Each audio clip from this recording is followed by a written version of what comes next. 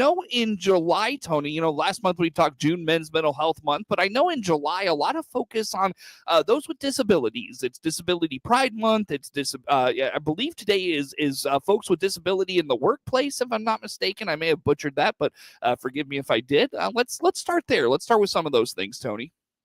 Yeah, so every July, it's a national awareness month to celebrate the unique talents, perspectives, and abilities of individuals with intellectual or developmental disabilities. So what's been great is that we are moving away from the stigma that is with people with disabilities, and realizing that although they might have minor impairments in a certain function, whether that's intellectual or physical, that does not take away from their value or their amazing contribution to the community. So we take pride in our friends with disabilities, and just celebrating them as a unique and very talented and gifted people within our community. Sure. But the Piatt County Mental Health Center, Tony, do you interact with those individuals much?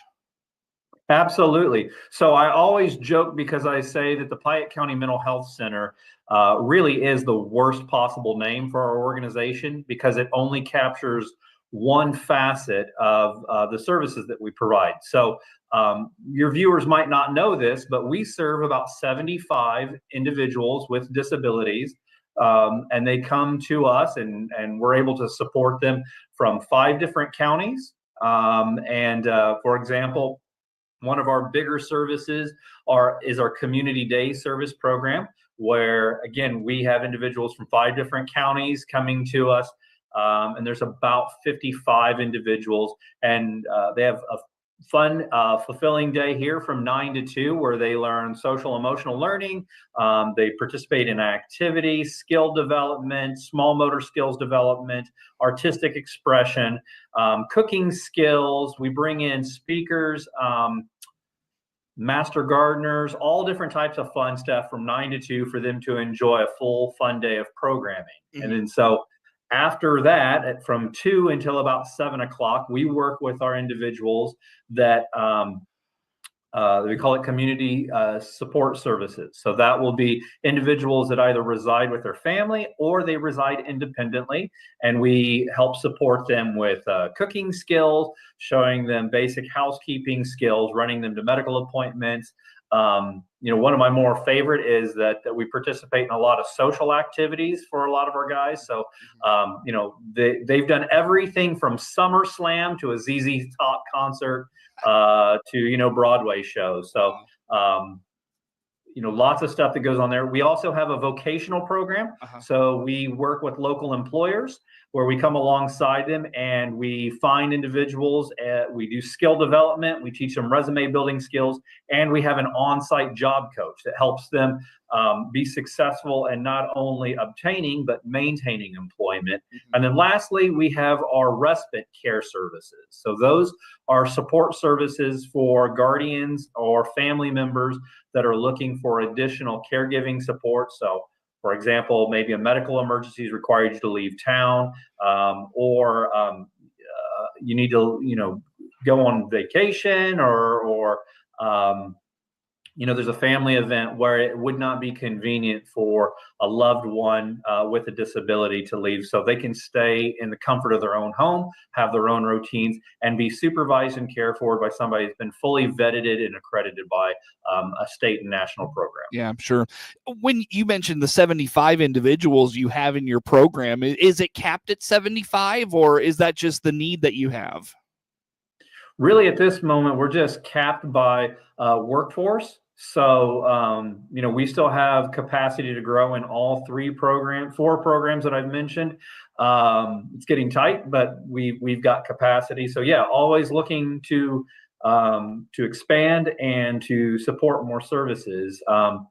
And really, that is not only dependent upon the guardians and the individuals choosing us, but as I'm sure your listeners have heard from our friend Stephanie that's been on your air, there's something that's known as the PUNS list, Prioritization of Urgency of Need.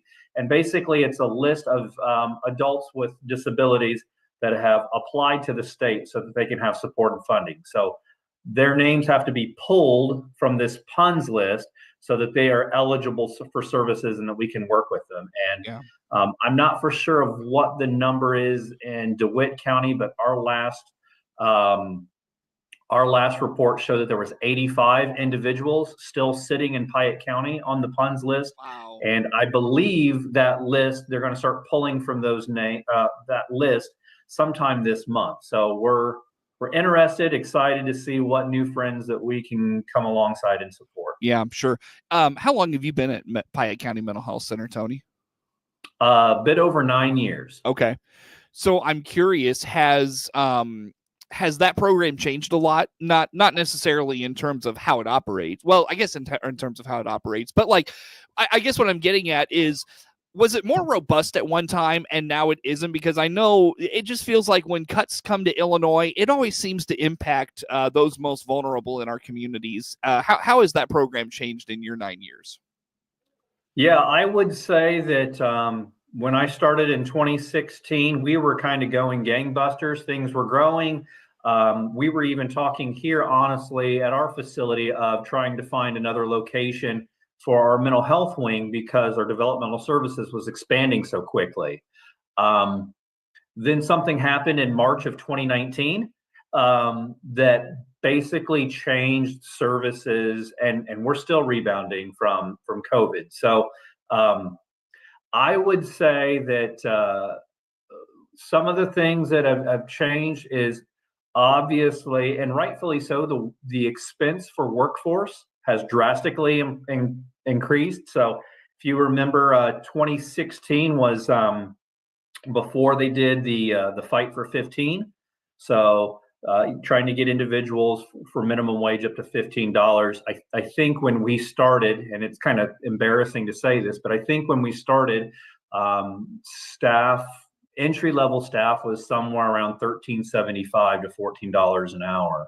And now we're paying way past that. So it stretches the dollar. I would say from our clientele, what's interesting to me is that this shift within the last 3 years, we're seeing far more individuals with co-occurring mental health issues. So what's that mean? So that's somebody with a disability that also is diagnosed with a mental health issue. Oh. So, and again, mental health does not discriminate. So you and I are very blessed to have social and intellectual and societal networks of support that may not be available to somebody that has a disability. They might either be in a group home, they might not have the cognitive resources to cope with certain disorders. And so when we interact with individuals with mental health issues, we have to come alongside it with a totally different approach because quite frankly, for some individuals, talk psychotherapy is not the most effective tool. So we've got to think about other forms of therapy, other sorts of sensory processing techniques that we can come alongside so that an individual can be as autonomous in their recovery or their addressing of their mental health as just you and I are. Yeah, sure. Tony, I'll tell you what, 2020 was an interesting time. Let's break because there were a couple of things that happened in there. You mentioned COVID, but also another one I want to touch on and see how it not has impacted you, but there were some I know the marijuana legalization of adult use marijuana and the promise of those dollars coming to places like yours. I'm wondering how not getting that money that you were promised has impacted these programs specifically we're talking about. We talk about mental health all the time, but I want to know how it impacts these programs. Let's do that after a break. Where do folks go to learn about all things Piatt County Mental Health Center? Yeah, I would say check us out online, piattmhc.org. Facebook, or give me a call, 217-762-5371. That's Tony Kirkman, Executive Director of the Piatt County Mental Health Center, my guest on the Zoom. More to come with Tony on the morning show. WHOW.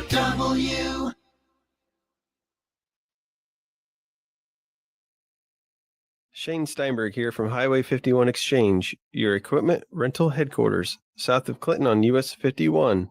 Check our banner ad on DeWittDailyNews.com to book online today and pick up tomorrow. Highway 51 Exchange. DeWittDailyNews.com is the area's leading local news source 24 hours a day, 7 days a week. Get the latest local news, obituaries, police blotter, weather forecast, and more with no paywall. Head to DeWittDailyNews.com to get the local information you need to know.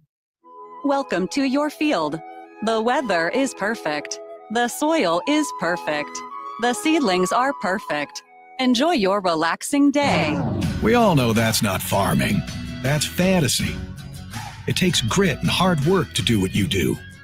Dynagrow Seed is bred and tested for your reality with a proven history of success in your area year after year. Dynagrow Seed. For real. Visit seedyoucantrust.com.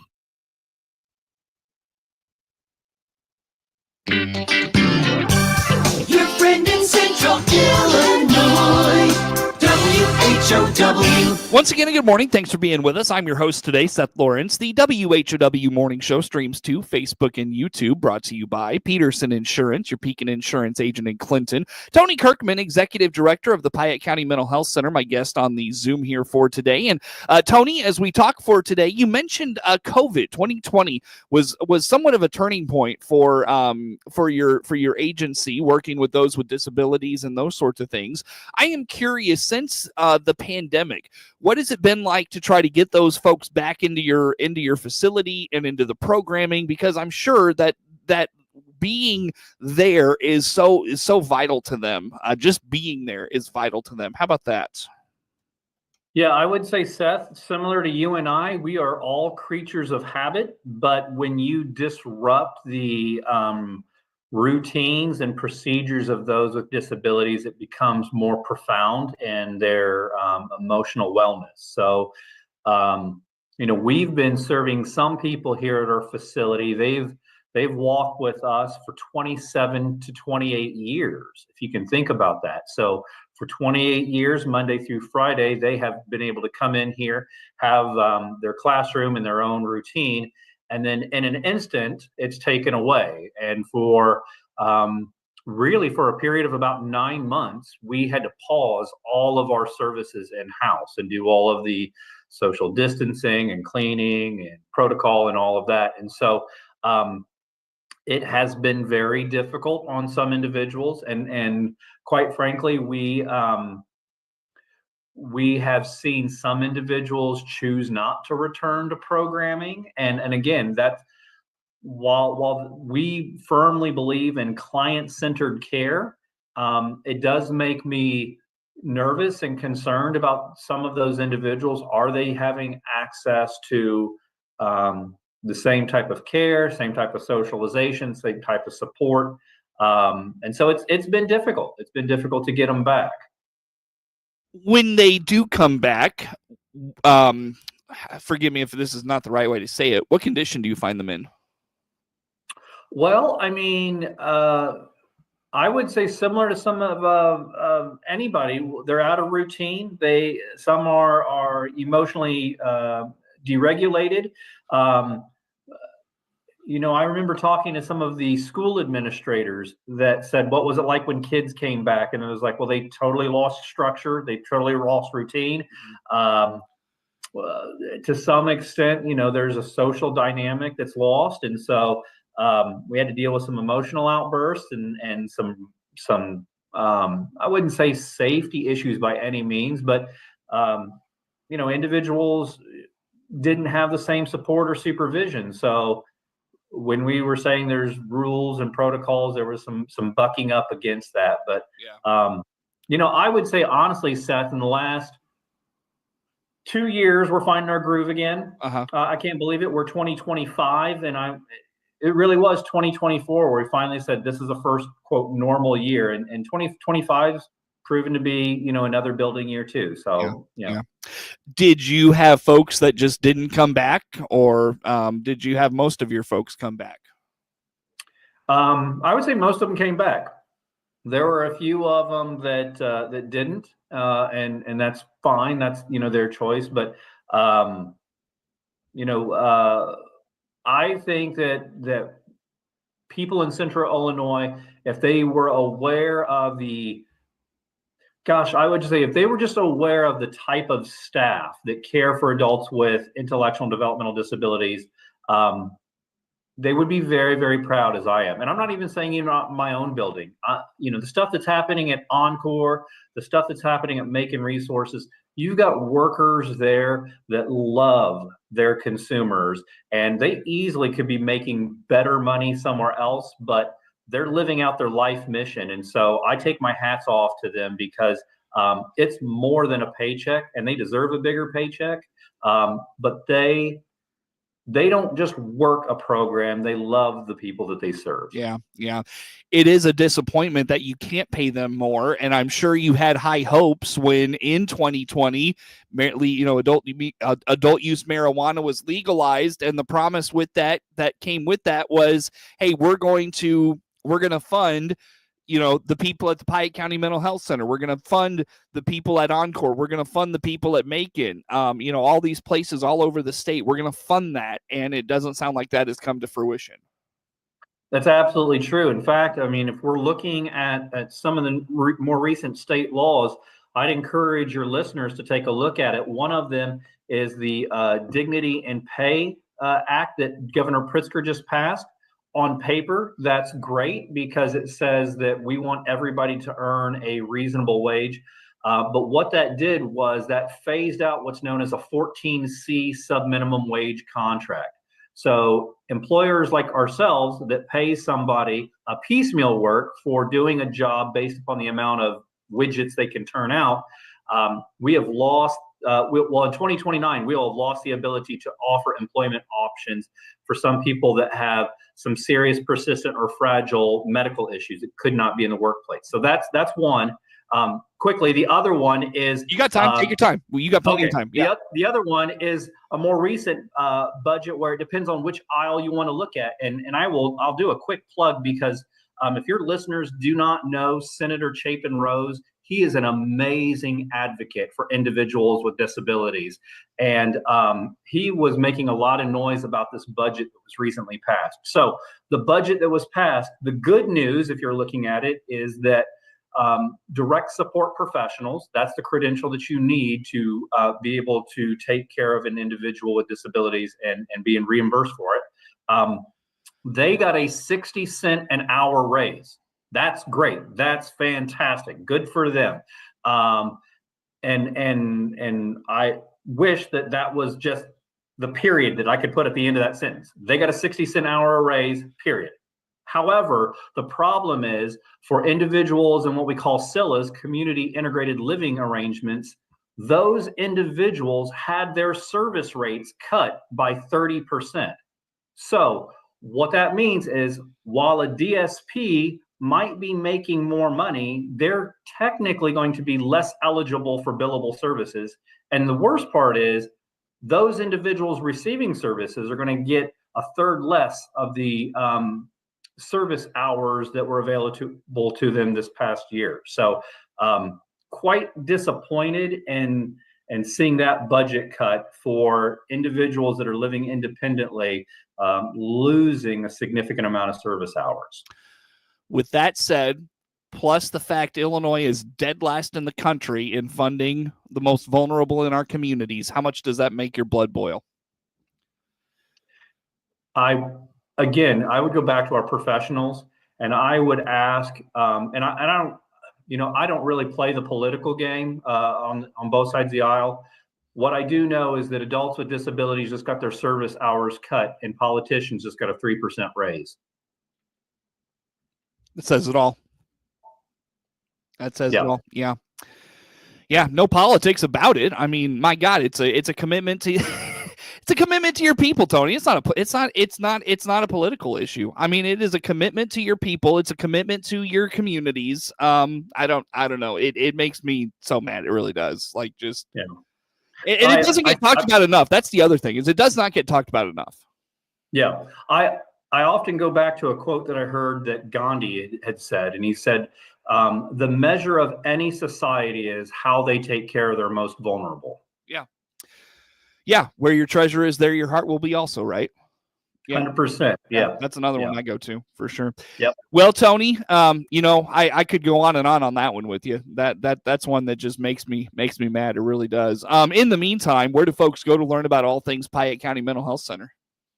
Yeah, again, check us out online, piattmhc.org. Check me out on Facebook, or give me a call, 217-762-5371. Would love to have people come over for a tour. Again, obviously, we need to guard the confidence of our individual serves, but when programming's down, if you want to come by, take a look at our facility, meet a few of our staff. We do beautiful things here every single day. I'm going to take you up on that sometime, Tony. I've been good. Yeah, I've been through Encore. I need to get through your place. That's Tony Kirkman, Executive Director of the Piatt County Mental Health Center.